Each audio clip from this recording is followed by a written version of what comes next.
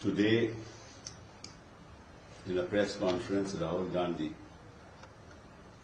has disclosed some astounding facts on the nature of manipulation that took place in Karnataka with respect to only one constituency. What do they tell you? It only tells you that there is a massive electoral fraud that is taking place in this country. In Maharashtra, it was addition of votes. In Karnataka and Delhi, that we know, it is manipulation of votes. And now it is in Bihar, it is deletion of votes. That's the kind of fraud that's taking place. And I believe that Rahul Gandhi has done yeoman's service to the nation for having placed these facts and had the courage to place these facts before the people of this country. Only a true patriot can do that.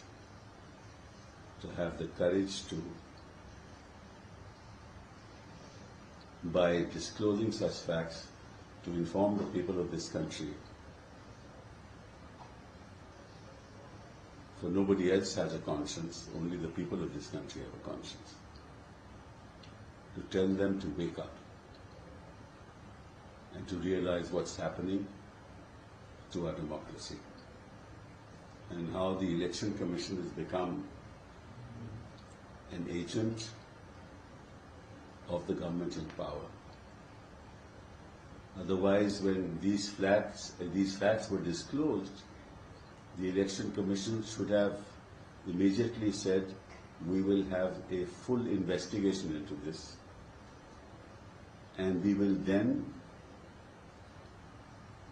place these facts in the public domain. And if there has been any manipulation at such a large scale, and this only relates to one constituency, and I'm sure this will be replicated in other constituencies where elections took place, and to have one person have multiple votes in various constituencies and the same person voting in other states, I mean, and then all that the Election Commission does is to ask him to give an affidavit without application of mind. And they refer to Rule 20, Sub-Rule 3 of the Representation of Peoples Act of 1916.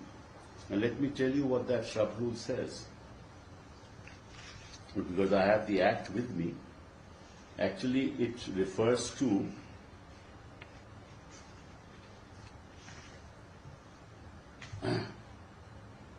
when a draft roll is published and then a final roll is published, then objections, in between objections are invited.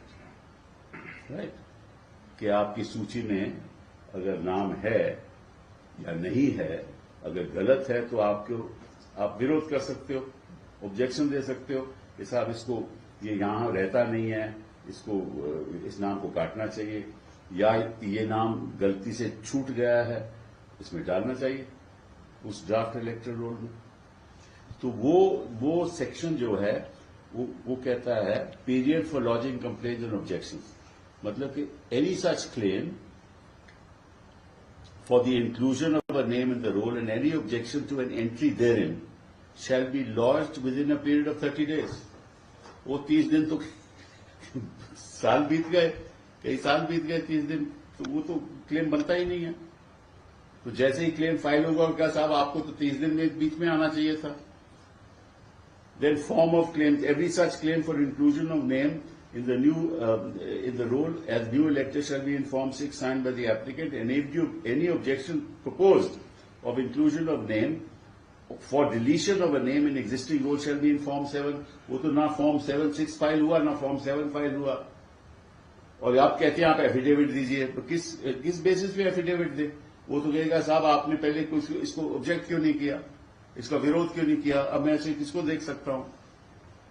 फिर उसके बाद आता है procedure for designated officer, उसको किस तरह से उन्होंने रूल 14 कहता है manner of lodging claims and objections.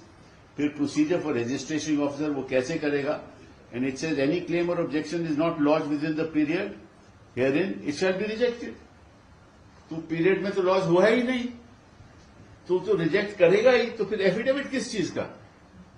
बोले तो मजाक हो गया। एक तो आप इस पे इसको नजरअंदाज करते हो, इसको गहराई से देखना नहीं चाहते, फिर राहुल गांधी को कहते हैं कि एफिडेविट फाइल करें, और उस प्रोसीजर से जबकि वो क्लेम हो ही नहीं सकता कि वो 30 दिन में करना है।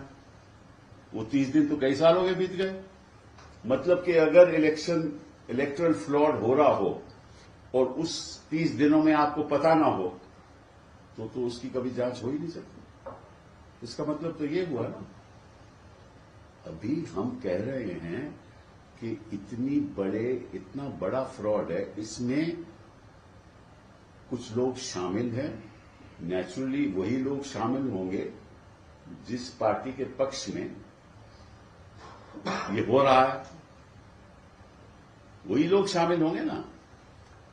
और अगर ये फैक्ट्स जनता के सामने पेश किए हो तो इलेक्शन कमीशन को तुरंत कहना चाहिए रूल छोड़ो, मैं रूल में नहीं जाऊंगा, मुझे तो देखना है कि मेरी डेमोक्रेसी को किस तरह से खत्म किया जा रहा है। फिर तो हम कहेंगे कि इलेक्शन कमीशन वाकई में एक इंडिपेंडेंट बॉडी है। वो कहते हैं कि आप जाकर वहां अपना एफिडेविट फाइल करो, और ऐसे रूल के अंतर्गत जहां कोई जांच हो ही नहीं सकती, ये अपने आप में मजाक हो गया ना। और जनता को बताएंगे कि राहुल गांधी को कहा गया है कि एफिडेविट फाइल करो, ये नहीं बताएंगे कि कभी वो कार्रवाई हो ही नहीं सकती, उसी 1960 रूल्स के अंतर्गत कार्रवाई हो ही नहीं सकती। तो ये तो एक मतलब के अब किया क्या जाए, सवाल ये उठता है कि किया क्या जाए। इलेक्शन कमीशन कोई जांच करेगी नहीं, ठीक है, कोर्ट इस पे नोटिस लेगी नहीं, इस पे नोटिस ले देगी। मैं तो सोचता हूं कि कोर्ट को भी सो मोटो नोटिस लेना चाहिए, नोटिस लेगी नहीं। पॉलिटिकल पार्टी के पास के कोई ऐसा साधन नहीं है, क्योंकि इलेक्शन खत्म हो जाता है, रिजल्ट डिक्लेयर हो जाते हैं, उसके बाद पता चलता है कि कितनी बड़ी धांधलेबाजी है ना। और उस 30 दिन तो बीत जाते हैं, तो कभी इसकी जांच नहीं होगी, सो फ्रॉड होता रहेगा, जांच होगी नहीं।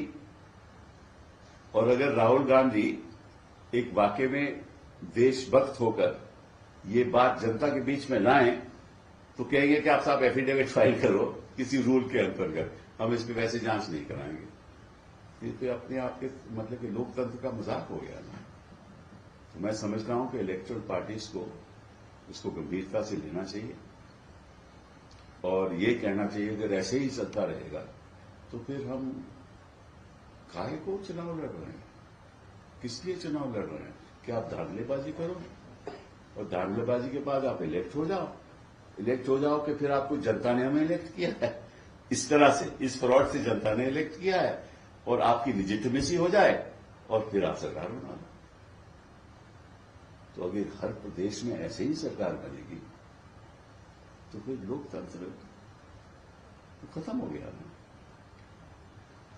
तो मैं सोचता हूं कि कोई ना कोई कदम ऐसा उठाना चाहिए जिससे जो सच्चाई है ये जनता के सामने रखी जाए, और जिन लोगों ने ये काम किया है, जिनकी साझेदारी है, जिनकी कंस्पिरेसी है,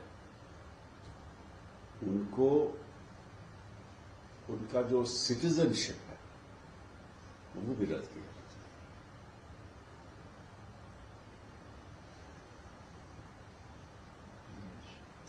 और आगे की बातें मैं कुछ दिनों में आपके सामने रखूंगा। I hope that the Election Commission takes us seriously, takes political parties seriously in this matter. बहुत बहुत धन्यवाद. Sir, one more thing, like you have also mentioned mention about the rule which has been quoted by the Election Commission. The Karnataka CEO has also written a letter to Rahul Gandhi, and he is basically saying that he should also declare an oath, because if he is making such a naturally because अगर claim में तो आपको करना पड़ेगा ना, on oath देना पड़ेगा। वो तो 30 दिन तो निकल गए, तो किस चीज लिए ओथ करेगा भाई? एट दैट स्टेज ये तो बड़ा भारी फ्रॉड है ना। ये तो होता क्या है कि अगर किसी का नाम आपने डिलीट करना है या किसी को ऐड करना चाहिए तो आपको ओथ में देना पड़ेगा ना कि ऐसे ऐसे मुझे जानकारी है। अब ये तो आपके दस्तावेजों से पता है कि फ्रॉड हो रहा है। ये तो आप ही के दस्तावेज है ना, ये कौन राहुल गांधी थोड़ा ना दस्तावेज है। जो दस्तावेज रखे हैं राहुल गांधी के, उसके अपने तो नहीं है। वो तो वोटर लिस्ट से बता रहा है कि भाई एक आदमी को एक घर में 30 लोग ऐसे दिल्ली में भी यही हुआ था। दिल्ली में भी यही कांकड़े बताए गए थे। एक घर में 50-50 लोग, 60-60 लोग रह रहे हैं, और घर 2 कमरों का है, तो वो भी वोट कर रहे हैं ना। तो किस लिए वोट कर रहे हैं? चुनाव के नतीजे बदलने के लिए कर रहे हैं। कौन किसके लिए कर रहे हैं? जो जीतता है उसी के लिए कर रहे हैं। तो अगर ये चल रहा है तो इसमें रूल्स की क्या बात है? इसमें तो सीधा सरकार, अगर सरकार वाकई में चाहती है या इलेक्शन कमीशन चाहती है तो उनको खुद एक पूरी इन्वेस्टिगेशन करनी चाहिए, और जिन लोगों ने किया है ये एक इलेक्टोरल फ्रॉड है, उनको अंदर करना चाहिए, उनकी सिटीजनशिप रद्द करनी चाहिए। इस देश में ऐसे नागरिक होने ही नहीं चाहिए। Sir, ECI is also saying that the way in which these allegations are being put upon the Election Commission, they are saying that this is the only reason why we are conducting a revision of the voter list. I see. But you find no basis for finding out what happened both in Maharashtra and what happened in Karnataka and what happened in Delhi, right? And therefore now, as I said, ना पहले तो था deletion, पहले manipulation, फिर addition, अब deletion. अब तो इससे भी ज्यादा फ्रॉड है जो बिहार में हम देख रहे हैं। मतलब कैसे कैसे लोगों की वोटर में नाम आ गया है, कुछ विदेश में रहते हैं, इधर उधर के लोग, ऐसे लोगों का नाम आ गया है, जिसके बाप, किसी के बाप का नाम XYZ PC1 whatever, ये तो हो रहा है। तो एनीवे वो देखेंगे, हम कोर्ट के आगे सामने बातें रखेंगे। Sir, one last question, because today also Election Commission has tweeted for SIR, and they are giving data that in the past 1 week there is no objection which is being raised by any of the political parties against SIR, because 1 month time. You don't worry about that. That matter is pending in court. We have a lot of, in fact, the other day, the ADR filed an application in which they showed the kind of fraud that is taking place in this whole process. That matter is coming up in court. I don't want to make any comments on it at this stage. Sir, Rahul Gandhi के बयान पर BJP कह रही है कि क्या ये विपक्ष के नेता की भाषा है या चुनावी गुस्सा है? सर, इस पर आप उनसे पूछिए कि ये जो काम कर रहे हैं ये लोकतंत्र के लिए कर रहे हैं कि उसको खत्म करने के लिए कर रहे हैं, ये उनसे पूछिए।